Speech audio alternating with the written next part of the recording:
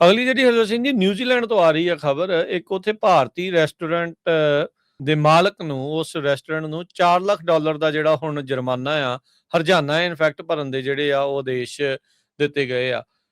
ਇਹਦੇ ਵਿੱਚ ਦੋਸ਼ ਸੀਗਾ ਵੀ ਇੰਡੀਅਨ ਟੇਸਟ ਕਰਕੇ ਇੱਕ ਉੱਥੇ ਰੈਸਟੋਰੈਂਟ ਆ, ਉਹਦਾ ਜਿਹੜਾ ਸਾਬਕਾ ਮਾਲਕ ਕ੍ਰਿਸ਼ਨਾ ਖੰਡੇਲਵਾਲ, ਉਹਨੇ ਕਹਿੰਦੇ ਵੀ ਜਿਹੜੇ ਪ੍ਰਵਾਸੀ ਜਿਹੜੇ ਕੰਮ ਕਰਨ ਆਉਂਦੇ ਆ, ਉਹਨਾਂ ਤੋਂ 90 ਘੰਟੇ ਜਿਹੜਾ ਉਹ ਕੰਮ ਕਰਵਾਇਆ ਤੇ ਤਨਖਾਹਾਂ ਨਹੀਂ ਜਿਹੜੀਆਂ ਉਹ ਦਿੱਤੀਆਂ। ਉੱਥੇ ਦੀ ਅਥਾਰਟੀ ਹੈਗੀ ਆ ਇੰਪਲੋਇਮੈਂਟ ਰੈਗੂਲੇਟਰੀ ਅਥਾਰਟੀ ERA ਕਰਕੇ, ਉਹਨਾਂ ਨੇ ਜਿਹੜਾ ਉਹ ਦੱਸਿਆ ਵੀ ਪ੍ਰਵਾਸੀ ਕਰਮਚਾਰੀਆਂ ਨੂੰ ਤਨਖਾਹ ਜਿਹੜੀ ਉਹ ਘੱਟ ਦਿੱਤੀ ਤੇ ਬੇਹੱਦ ਲੰਮੇ ਘੰਟੇ ਜਿਹੜਾ ਉਹ ਕੰਮ ਜਿਹੜਾ ਉਹ ਕਰਵਾਇਆ।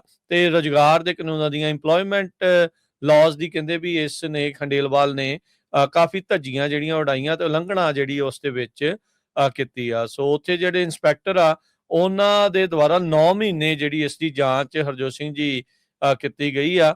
ਮਾਰਚ 2024 ਤੋਂ ਦਸੰਬਰ 2024 ਦੇ ਵਿੱਚ ਕਹਿੰਦੇ ਵੀ ਇੱਕ ਹਫ਼ਤੇ ਦੇ ਵਿੱਚ 90 ਘੰਟੇ ਤੱਕ ਲੋਕਾਂ ਤੋਂ ਕੰਮ ਕਰਵਾਇਆ ਤੇ ਪੈਸੇ ਜਿਹੜੇ ਆ ਉਹ ਨਿਊਜ਼ੀਲੈਂਡ ਦੇ ਜਿਹੜੇ ਡਾਲਰ ਆ 30 ਘੰਟਿਆਂ ਦੇ ਜਿਹੜੇ ਉਹ ਦਿੱਤੇ ਆ।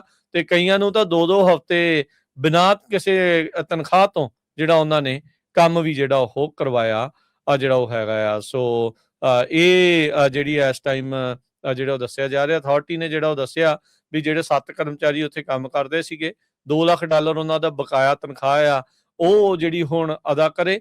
ਤੇ ਇਸ ਤੋਂ ਇਲਾਵਾ ਨਿੱਜੀ ਤੌਰ ਦੇ ਉੱਤੇ, ਪਰਸਨਲ ਤੌਰ ਦੇ ਉੱਤੇ $1,77,300 ਨਿਊਜ਼ੀਲੈਂਡ ਦਾ ਜਿਹੜਾ ਉਸ ਨੂੰ ਜੁਰਮਾਨਾ ਵੀ ਕੀਤਾ ਗਿਆ ਹੈਗਾ।